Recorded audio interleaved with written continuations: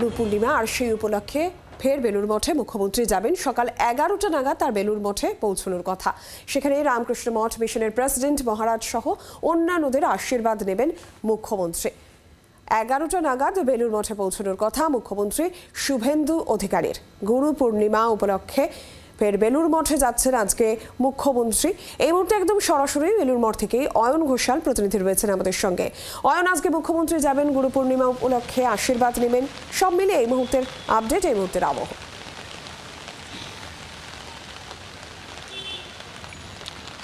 প্রথমে বলে রাখা দরকার যে মুখ্যমন্ত্রী হওয়ার পরে শুভেন্দু অধিকারীর এটি দ্বিতীয় বেলুড় মঠ সফর। তোমাদের প্রত্যেকের মনে থাকবে যে 9 তারিখে নতুন সরকার ব্রিগেডে শপথ নেওয়ার পর মে মাসের 21 তারিখ শুভেন্দু অধিকারী মুখ্যমন্ত্রী তিনি হাওড়াতে একটি প্রশাসনিক বৈঠকে আসেন এবং তার আগে তিনি সেদিন সকালে বেলুড় মঠ ঘুরে যান। সেখানে তিনি প্রেসিডেন্ট মহারাজ সহ অন্যান্য মহারাজদের আশীর্বাদ নিয়ে যান।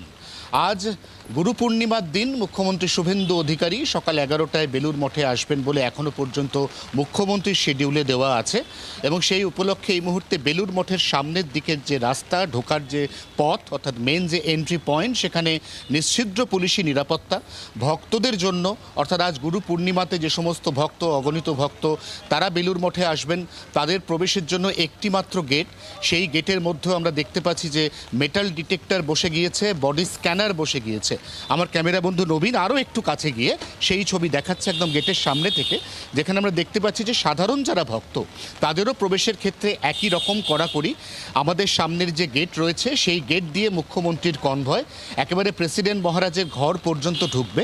তিনি মূল মন্দির প্রাঙ্গণ অর্থাৎ ঠাকুর শ্রী শ্রী রামকৃষ্ণ পরমহংসদেব, মাতা শারদামণি এবং স্বামী বিবেকানন্দ, তাদের প্রত্যেককে সশ্রদ্ধ প্রণাম নিবেদনের পরে তিনি চলে যাবেন প্রেসিডেন্ট মহারাজের ঘরে এবং প্রেসিডেন্ট মহারাজের ঘরে যাওয়ার পরে তিনি ব্রহ্মানন্দ মন্দির সহ একাধিক আরও যে সমস্ত মন্দির রয়েছে যা রামকৃষ্ণ মঠ এবং মিশনের অপরিহার্য অঙ্গ, সেই মঠ এবং মিশনের অপরিহার্য অঙ্গগুলিকেও তিনি পরপর দর্শন করবেন, তিনি আশীর্বাদ নেবেন। গুরু পূর্ণিমা উপলক্ষে মুখ্যমন্ত্রী শুভেন্দু অধিকারী কিছুক্ষণ আগে নিজের সমাজ মাধ্যমে একটি পোস্ট করেছেন এবং সেখানে তিনি গুরু পূর্ণিমাতে তার সকল গুরু এবং রাজ্যবাসীকে প্রণাম এবং শুভেচ্ছা জানিয়েছেন। ধন্যবাদ অয়ন।